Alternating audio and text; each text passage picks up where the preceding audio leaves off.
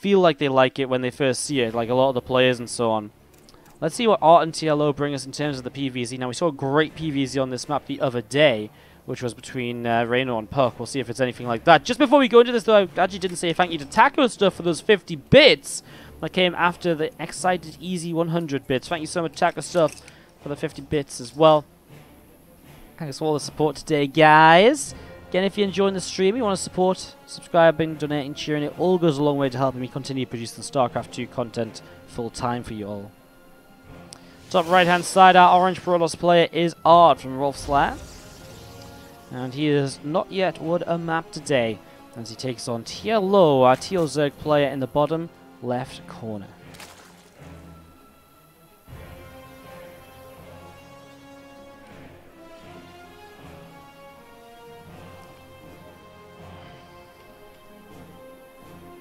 Alright, so just getting this set up and rolling. A few workers getting mining here in the hatchery, dropping onto the natural of TLO. Gateway dropping down from ArT as well in the natural expansion, as we do just see a couple of workers being made at the moment. So, a couple of workers coming through. Obviously, nothing too crazy expected in this Gate Nexus core. Now, let's talk about the map, because you have these rocks on the left-hand side, which if you take down, you could then take this base, which is something we used to see a lot on King Sejong. But obviously, generally, you can take this base as the third. It's just interesting. The naturals kind of point towards each other, so the Overlord will arrive pretty quickly here to see what's up. It is interesting. It is different. It's not what you usually expect, and I like it. I think the biggest difference is that this middle of the map does work so differently to how King Sejong did, and how you expand beyond your third base. You kind of expand, instead of expanding away from your main and natural, you expand alongside your main and your natural, which again is very different to King Sejong, I feel. Because even King Sejong, the fourth base, was much more forward than this was, you know? Yeah, it's cool. I really like this one. I like the layout. I think it's interesting. And again, after watching some games on it, it's been some good games on this one. I think it's consistently provided good games. And the other thing as well is that, just in general, this map is I like the aesthetics. It's plain, it's simple, but it's cool. I think the grassy, kind of the grey sandy area works well with the kind of the bluey platforms. I don't know. I like it. Anyways. Overlord pushes in towards this upper right side just to scout the main. Not really anything to truly be seen here. Stalker first, though, does actually set off some alarm bells from TLO, because generally a Stalker first means no Stargate. If you don't use a Stargate, hey, it's actually a Stargate proxied. So it doesn't. So it means no Stargate in the main, because if you proxy a Stargate, you're not going to make a Phoenix. You're going to open with an Oracle, right? So the Stalker is already a sign of something that's, you know, something saying, okay, this is not a Stargate in the main base. This is going to be something at least a bit different. So ArT with the proxied Stargate now will be looking for some Oracles, looking to get some damage done in the early stages. Guys, these are not the maps that are going to be used in the newest ladder map pool, but they're probably going to be some of them used in the map pool, which is the one after the one that just got announced, basically. So yeah, as Jala Veliki says, post-BlizzCon. Map pool most as a real possibility. Stargate finishes, and we will be having the Oracle starting up any second now with Corona boosters usually as well. Get out nice and quickly. Obviously, if you proxy a Stargate, the whole point is to try and get the Oracle into the main nice and quick. TLO with a fairly quick lair of his own at the moment on this natural expansion. And he goes into the Rotor on the Evo chamber as, whoa! A fleet beacon? What? What on earth is he going to use a fleet beacon for? Like, actually, what? What? That's kind of crazy. Okay, fleet beacon it is. I don't actually have an explanation. I have absolutely nothing to tell you. What's this sound in the background? Guys, that's actually just one of the sounds on the map. It's one of the things that I do find a bit annoying, the little buzzing sound. It's like meant to be some insects or bugs, but I actually find it pretty frustrating, pretty annoying. He's going to make a Tempest. I just haven't seen this against Zerg. I mean, I know there's these rocks here. Maybe the idea is to shoot over the rocks, but are you really going to be able to do enough? Twilight and the Forge on the way up. I am just so intrigued as to what's happening here. What on earth is this? Like, what on earth is this? This is so weird. I'm very intrigued. ArT, if this works out somewhat decently, he might just be playing for the $700 right now. The $700 use the maps in a cool way prize. I am so excited as we do see this. Well, Tempest coming in, and here we go. I mean, he's got space to work with.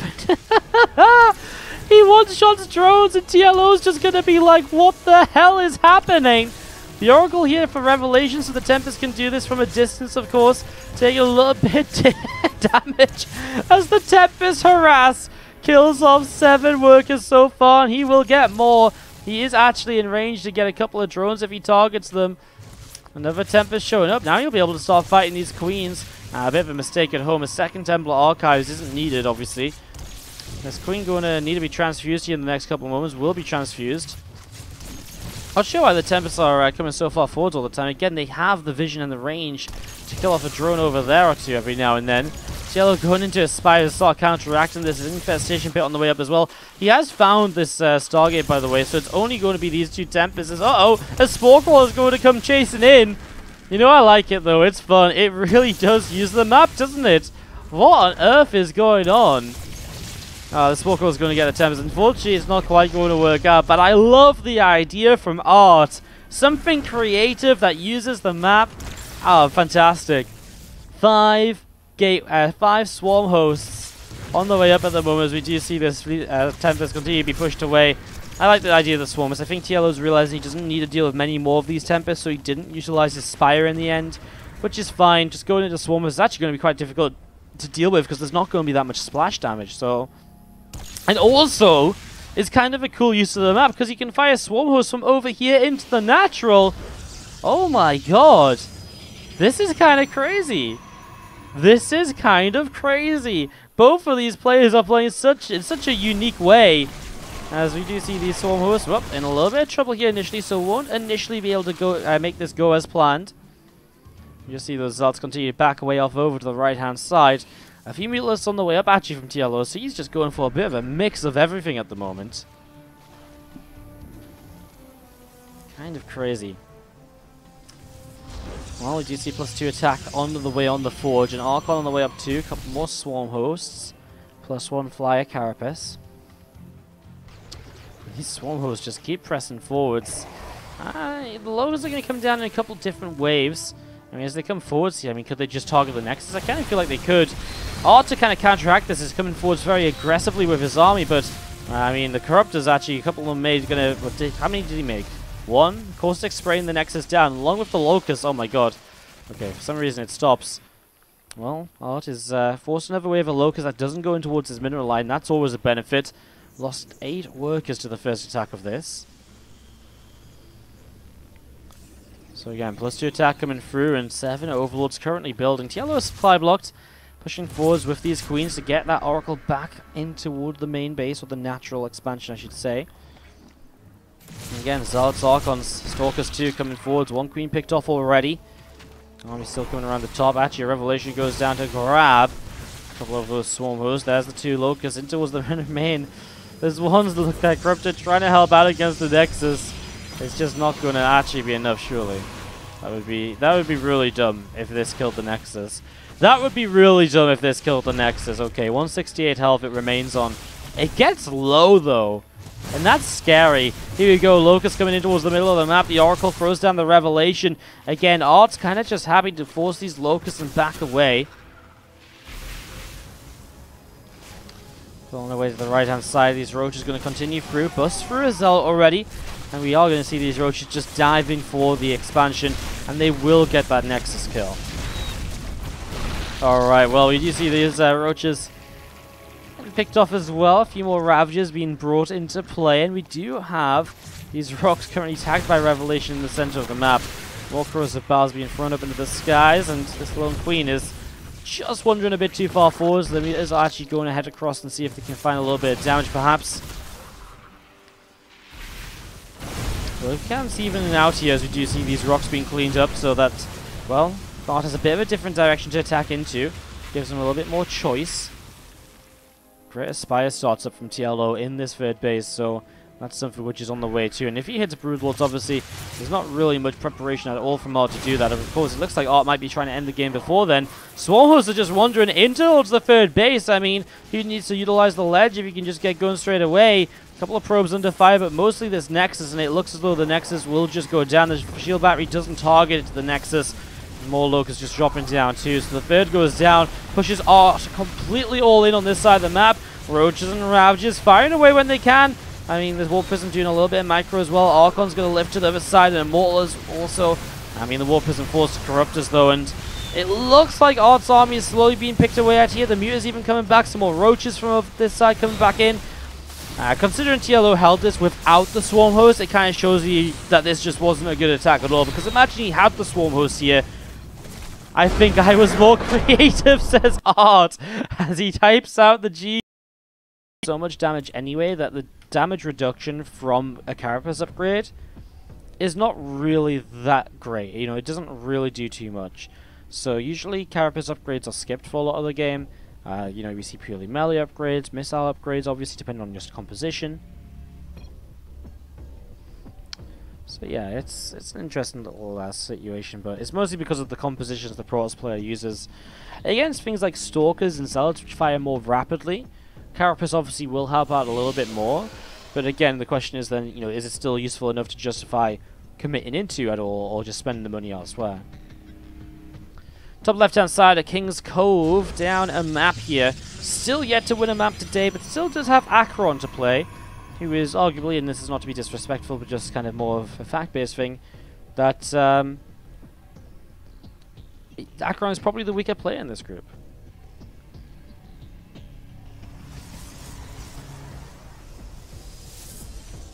So with being the weaker player to come, ArT and Acheron will fight it out to see who can maybe grab 4th place, because there is a, you know, 5th place in the group, last place is $25, 4th place is $50 though. So it is a bit of a difference there. So ArT, top left-hand side, still has Acheron to play is my whole point. So the bottom right-hand side, our red Zerg is Team Liquid's TLO. Hatchery is on its way up on the natural, as we do see. That will be continuing along Hatch Gas Pool. King's Cove, again, we saw TLO play against Hellraiser on this map, and it was a very passive game. You know, very, pretty laid back, nothing really too crazy, nothing really kind of insane, and then just one big fight. That was when TLO just had that pause, and Hellraiser was like, huh, I can't build the gas. And TLO was like, well, you know what, that doesn't matter, because you're not going to have that base long enough anyways. And Hellraiser's just like, okay. And then he just died, like, a few moments after. Like, it was pretty funny, actually, I'm not gonna lie. It was pretty funny. Alright, as we go into this here, look to see what will be happening as we do see ArT moving out onto the map with this probe. A couple of Zerglings moving along as well, and, well, Stargate from ArT starting in the main base. Obviously, Stargate's a pretty regular way to go, and while we saw it in the last game, that wasn't the more normal way things happening. Here with the Stargate in the main, it immediately means we're most likely to see a Phoenix right away. You can already see the difference in the build so far, the Adept being made rather than the Stalker first, because he is probably going to go Phoenix first, and that will do the job of pushing this Overlord away and denying the Scout, and denying just sort of sitting around here. Second Adept pops out at the front, and we are going to be seeing those couple Zerglings of TLO just taking a little bit of damage. Actually thought the Lings were just about going to get away, but one of them hides in the fog of war and will pop out the other side. Still takes a hit. I think he just wants to try and see... I don't actually know what he even wants to try and see with this Ling. He just wants to keep it alive somewhere, but on this side of the map. And for now, he will get it back up to the third base. Phoenix starts to attack, and TLO knows this is the case, so he's already sacrificing the Overlord in. May as well go in just to try and see anything that's coming down after this. Not going to be the case, though. Does this map mean family? What's up, Pig? How you doing? I'm not sure. Yeah, there is still a bugged gas right here on King's Cove, guys. It is something known about. This gas, that gas right there can't be taken. Obviously, that will hopefully be fixed in the near future. Phoenix moving off over to the left-hand side, and we are having an Oracle from ArT, just starting to move down towards the bottom right as well. Twilight Council starting up in the main base, adding on some extra gateways too, so Twilight Council, extra gateways coming into play here. The bottom left, this gateway on the way up as well. It's actually going to just straight up get aggressive. I mean, a lot of adepts going to be coming through in the very near future, as we do see this Oracle. It's just going to back away for the moment. The Queen's nice and quickly to get on top of that, stopping the Oracle from really dealing any damage. It has 1 kill and nothing more. Obviously, you know, you want to keep it from really doing damage at all here, so good stuff at the moment, as we will see the Oracle going to turn back around, try and get back in. Evo Chamber is just halfway done. That lair, just over halfway done as well. Rotron is starting.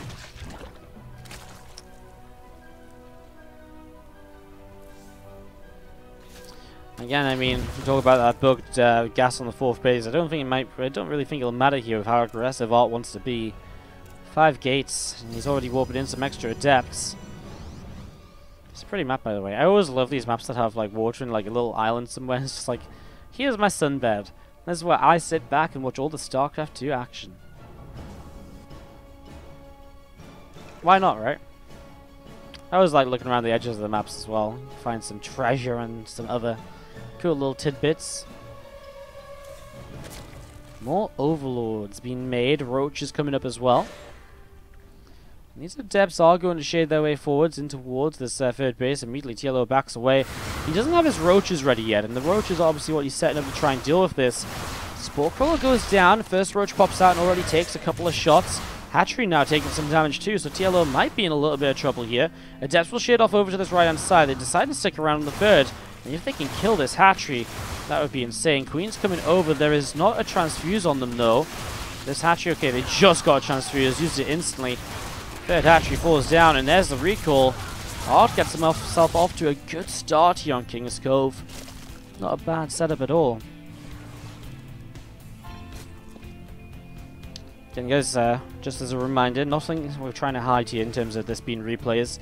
We have played a few of these matches earlier on in the day, and that is because it just helps the players to finish up in a bit more of an orderly time rather than having them play it for an entire 5 hours. They can finish up in 3.5, 4 hours and recast the last couple of matches from replays. So this match and the match after this is going to be from replays. We've been saying that all day long. We're not trying to hide, we're not trying to pretend, we're not casting replays or anything. Just reiterate so you guys know. Some people get really mad when they think we're trying to hide the fact we're casting replays. They're like, ah, this caster tricked me. I just watched all of this for nothing. I don't like replays. I couldn't tell, and I wasn't mad until I got told it was a replay, but god damn it, now I know. Anyways, Roach is obviously doing a lot here. This Immortal was unpowered and is going to be, well, stopped in production for a moment or two. Roach is still pressing forwards. A sentry or two being picked away as well. I mean, TLO on this counterattack has done a fair amount while double expanding to a 3rd and a 4th base. So we've seen a few more Zealots now warping in too, and we are going to see them backing away here.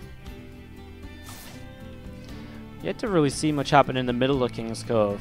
It is an interesting central area, a couple different kind of very choked up areas, which I guess opens up a little bit once you grab these rocks and take them down. Still interesting high ground, low ground situation, which could develop as we see more games in it.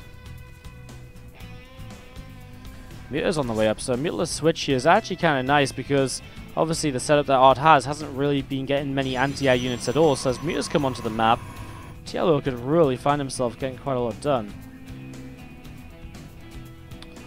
And you do see a plus one upgrade, so that will help in terms of when he gets some anti-air units. But right now it's only the sentries. Temple Archives obviously allows for some Archons, but they're pretty slow and immobile compared to Mutas.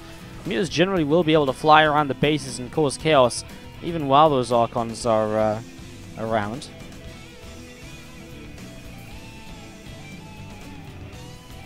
We're just coming back down to the south. Prism just in the upper right corner.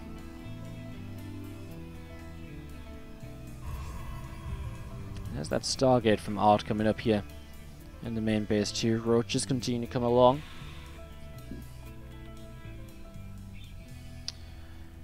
And yeah, Phoenix production coming in. Roaches are going to sneak their way through in towards this base, and then there's Mutas to back them up. So actually, this is kind of scary because if you empower that Stargate, suddenly there's no Phoenix, and that's what he's relying on for his anti-air. That's kind of going to be an issue. Stargate empowered, all those gates empowered too. One Phoenix out, the Mutas jump straight on it. It's not microed away, it will fall. Oh well, now the Mutants just kill everything. There's Immortal going to go down. Oh, there's another Phoenix. Did that Phoenix survive? My god, he left the Phoenix alive. Well, in such low health, it's obviously pretty easily targeted anyways. This Archon can't get through this gap that was left here, so it can't get in the main. Some Stalkers show up. The Mutants and Roaches combined should be able to take those down, and our TLO has Lings coming across the map as well to do even further damage. Guardian Shield from the Sentry helping out, but now the Sentry should be targeted. Well, these Mutants are actually going to die. TLO kills 13 workers now. Lings streaming in though. Oh no, Lings in the natural. And there's an entire mineral line on the natural still to pick off. Okay, the Mutants fall. There's Roaches in reproduction. This Archon's still stuck on the wrong side. Void Ray shows up, not being prismatically aligned though. Means it's missing out on bonus damage. 15 workers now killed. TLO holding a strong lead in both army and economy. Upgrades are good for TLO 2. About to hit +2 missiles. Roaches still just streaming on. A Sentry gets picked off. A Zealot killed off too. And again, these Roaches just going to keep on popping on through. And they are going to be able to kill off these last few probes. A couple more Roaches going to get lifted up here, and I mean, he's trying desperately to clean this up, but now more Roaches stream in towards the third base, and TLO is just non-stop with this aggression right now, and we are going to be seeing these Roaches just firing away, probes going down. I mean, this is it, right? And there's actually the GG. TLO takes game 2. TLO